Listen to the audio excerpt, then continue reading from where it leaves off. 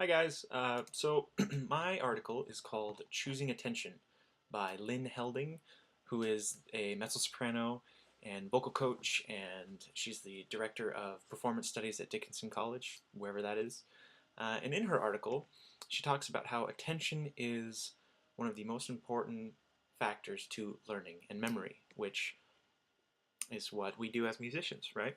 Well, this article, unfortunately, was more of a science journal. It was just filled with neurological this and neurological that, and biology this and chemistry that, and it was a lot of useless, I don't want to say garbage, but jargon that kind of, I think, was a little distracting, to be honest. But anyway, so she talked about the three most important sort of effects or features when it comes to the processes of learning, or well, they're attention, memory, and learning. And memory and learning are very similar. And in order to learn, you have to be able to remember. In order to remember something, you have to be paying attention, right? So, anyway, I guess short little background. So, she starts the article talking about the types of memory. There's short-term memory, which is just something that goes in, you use it for a set short amount of time, and you don't care to remember it, so it just goes away. Long-term memory,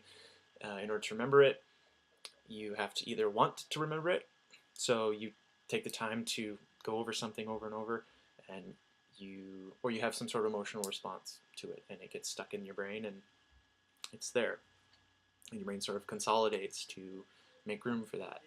But anyway, she talks about things like she breaks up long-term memory into two categories. So I guess I'll just give a little bit of that. So there's procedural learning and declarative learning. And procedural learning is really important in terms of a musician's life, because that has to do with the actions of something, remembering something via a repeated process. So when you're in the practice room and you're doing something over and over again, that is procedural learning.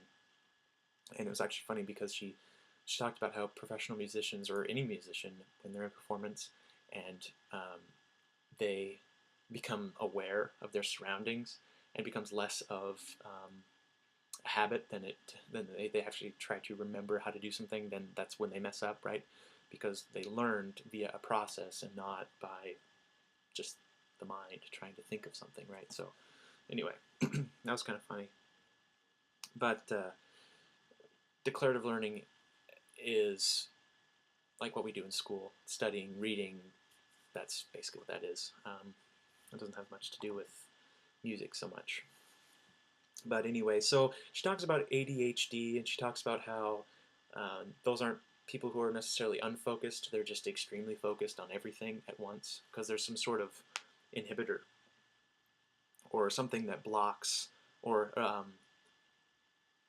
makes it doesn't filter information that gets thrown into the brain, right? It's just everything all the time. And so it can be really distracting for students. But let's see. So the important things from this. So if you have a student who comes into your lesson and isn't paying attention and doesn't look like they're in a good mood and whatnot, is having a bad day, they're not going to be as susceptible to learning as they would be if they were in a good mood and felt awake and rested and all that. So she talked about attentional aids, not AIDS the virus, but AIDS like a TA. But emotion and desire are two of the biggest ways to sort of, or I guess two attributes of attention that promote positive attention. So if someone is emotional about something, they're more likely to remember it or recall it or to be more attentive to it. So you're at a wedding and you're more aware. This is a bad example, but you're more aware that you're at a wedding because you're so happy, right?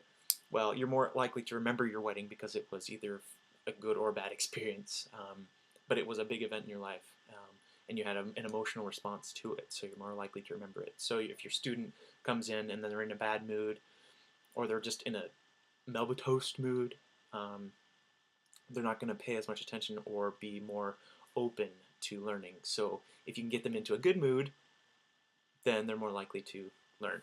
And another sort of was desire, right? So desire, similar to emotion, has a lot to do with how we learn and whether or not we pay attention. So if it doesn't look like the student is wanting to be there or really cares about the lesson that day or at all, or their parents are making them do it, um, try to figure out a way. It's kind of a case-by-case basis, but try to figure out a way to get them to want to do something or to learn something. And that's a great way to fix it, or at least get them open to learning. Let's see. So, yes, two very important things when it comes to mental health, which I think has been talked about before and is kind of known, but it's good to say anyway or reiterate, is sleep and exercise. If you're eating right, which is different than sleep and exercise, but if you're healthy, your brain is healthy, you're more open to learning something. So if your student's tired, say go have a nap. Not necessarily in your lesson, but make sure that they're getting enough sleep, and have them go for a walk every once in a while, and not if you end up teaching in an urban area in a city where there's thousands of people all the time everywhere, and there's all these noises and bangs, and that's way too much information for your mind to process at once, and it's going to be a hindrance. It's going to be a negative effect. So if they're going out for a walk, have them go to a park or go for a hike, because it's really good to sort of release tension. Even taking a hot shower, I read, she said that taking a hot shower or having a massage, anything to relax you, you're more open to learning something. So that's really all the article is about. I'm going to save you from a lot, like I said, all of the medical and scientific jargon, because it really was kind of pointless to this. So I kind of took out all the most important things and gave them to you. So I guess I'll just say the last little bit. I'll reiterate the important things. So turn off your distractions. I don't know if I mentioned this at the beginning. I hope I did. If not, well, I'm going to say it now. Talk about technology, right? Well, don't have them turn off. They need to turn off their cell phones. You need to turn off your computer. Anything that would be a distraction to them in the lesson, get rid of it. So that's that. Have them get lots of sleep, exercise, and make them want to be there and learn, and you'll have good things. So good luck.